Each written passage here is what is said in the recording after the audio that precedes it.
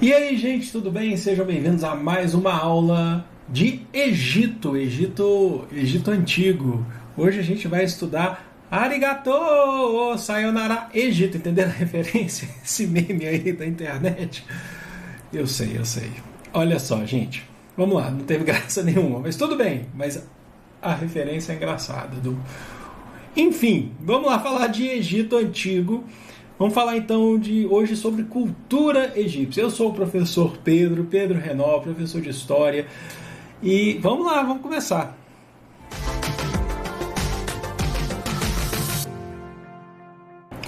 Primeira coisa importante aqui para a gente entender. A gente vai falar hoje da cultura egípcia. A gente vai falar sobre talvez da parte que mais atrai a atenção das pessoas. A cultura egípcia, que está muito ligada à religião, está muito ligada ao cotidiano. A gente vai falar um pouco de arte, de arquitetura egípcia.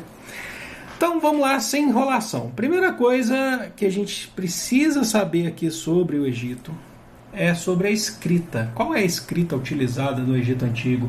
Porque existem vários arqueólogos, vários egiptólogos desvendando o que era falado, qual que era o pensamento do Egito Antigo. Isso foi muito através da escrita dos egípcios.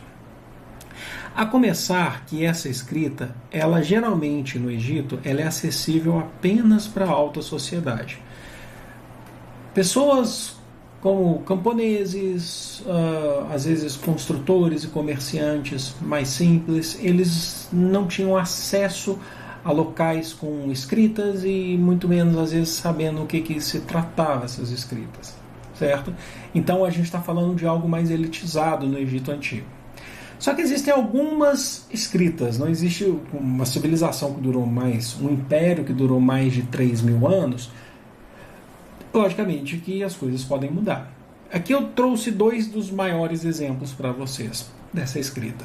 A primeira escrita que a gente trabalha aqui, que na verdade seria a mais nova, é a Demótica.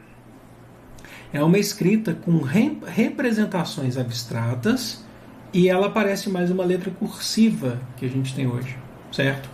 Então, são representações abstratas, significa que a gente não vai ver, por exemplo, muitas figuras, imagens, mais uma representação abstrata, traços abstratos, e elas foram muito utilizadas para dialogar sobre o cotidiano. Como assim dialogar sobre o cotidiano?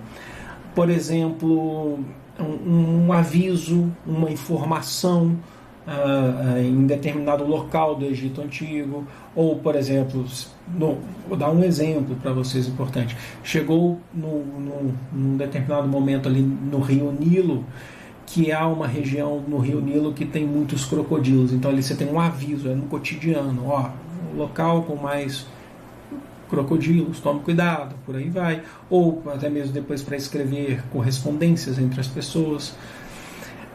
Então era uma escrita mais voltada para o cotidiano, foi mais utilizada de fato no Egito tardio, tá? Saindo lá do Novo Império, mas entrando mais ali, até mesmo depois do Egito se tornar um império. Quando a gente vai falar que o Egito vai ser dominado por macedônicos, pelos assírios, ela foi muito utilizada ali. E a escrita que talvez seja a mais famosa e também antiga é a hieróglifa.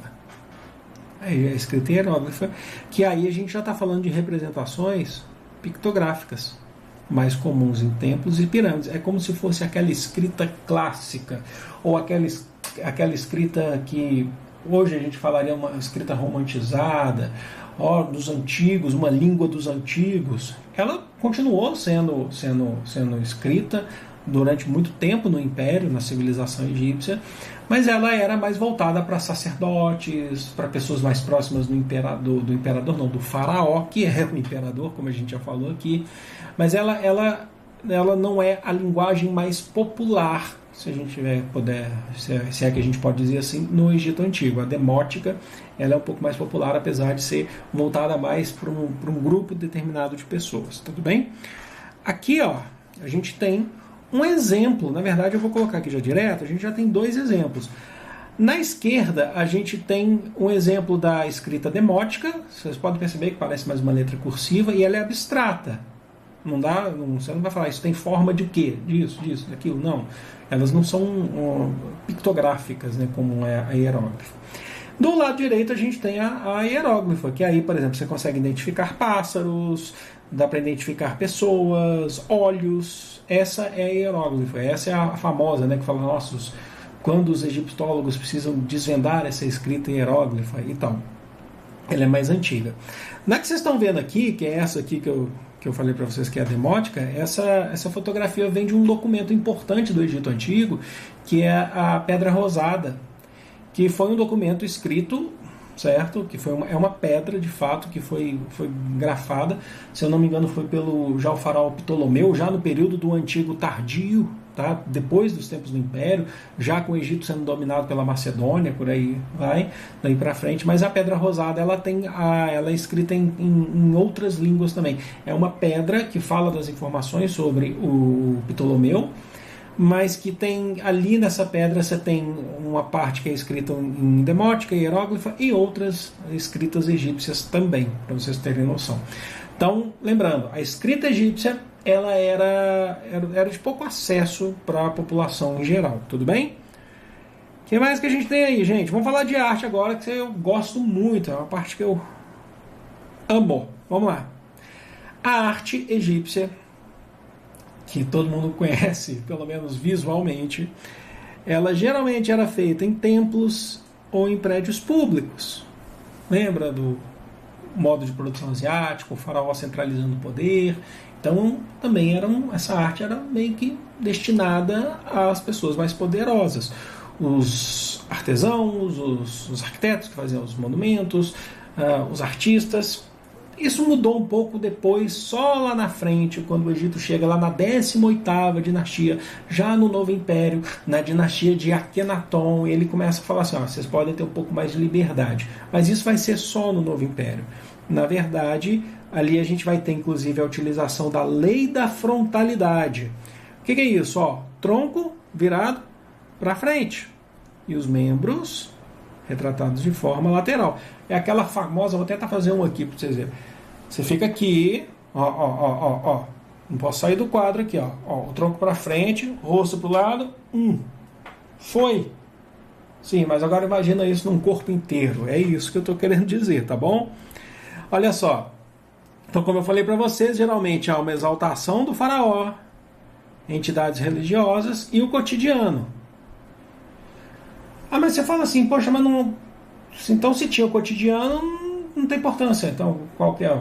Não é só para o faraó. É porque todo o cotidiano no Egito, no modo de produção asiático, é relacionado com a centralização do poder do faraó. Por que as pessoas plantam, têm atividade agropastoril de regadio? Por que acontece isso? Por que o comércio faz isso? Sempre para exaltar o faraó.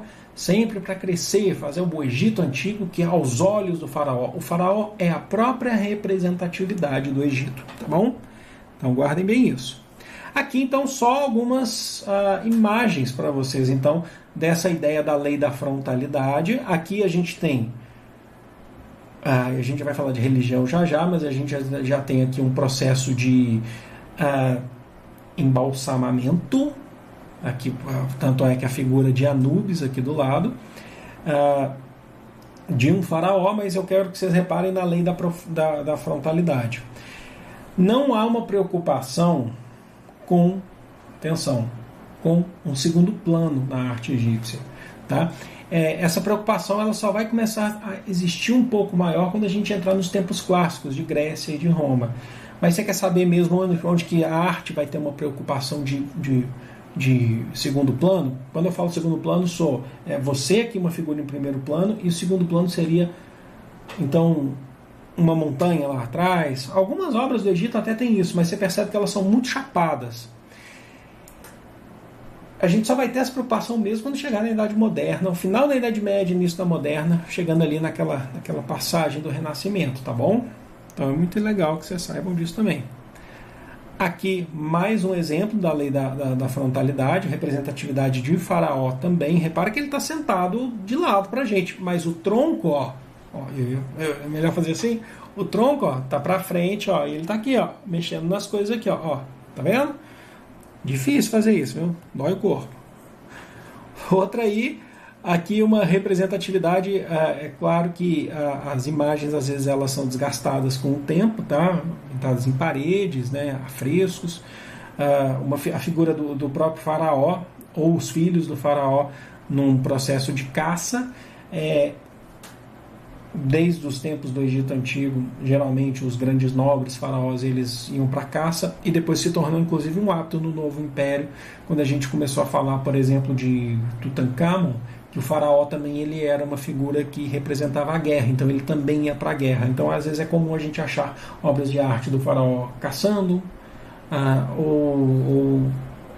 ou indo para a guerra. O que vocês não vão achar, ou pode, assim, que você tem menor chance de achar, porque na história a gente nunca generaliza, é o faraó, por exemplo, colhendo na plantação.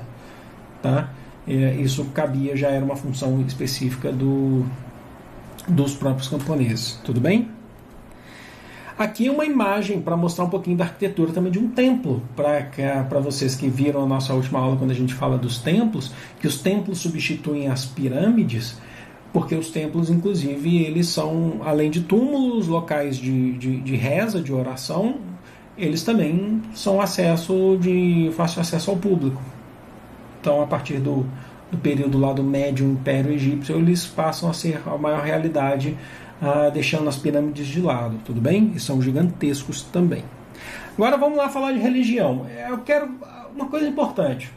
Toda a religião egípcia, tudo que a gente está falando da arte, da religião, está ligado ao cotidiano porque está ligado ao faraó. O faraó, ele é o Egito. Tá? São politeístas, então significa que não tem um deus, mas sim vários deuses, a gente vai falar de alguns deles aqui, como, por exemplo, deuses relacionados à vida, ao cotidiano, à morte, ao poder do faraó. Na última aula a gente falou de Ra, o deus Sol, e o deus da criação do mundo para os egípcios. Ra era considerado o faraó, inclusive. O faraó ele era a representatividade de Ra, tá bom? Deus Sol e da criação. Mas existe também uma deusa muito importante, não são só deuses no masculino, mas existem deusas. Maat, deusa da verdade e da justiça. É muito importante.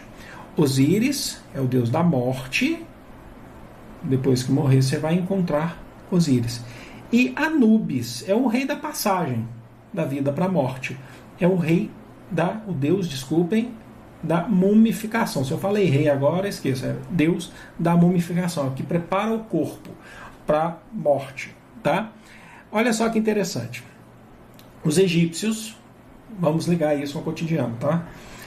Eles acreditavam, eles tinham essa crença na eternidade. Então é por isso que a vida continua após a morte. Por isso a importância de se preservar o corpo e os bens materiais. Tudo bem, eu quero que vocês prestem bem atenção. É diferente do pensamento que a gente tem, que é cristão, da concepção de vida pós-morte. Na concepção cristã de vida pós-morte, você não tem a preservação do seu corpo enquanto carne e osso, mas sim de uma alma que pode ser semelhante ao corpo e de outros bens materiais. É aquela famosa história de que quando você morre, você não leva nada daqui, tá bom?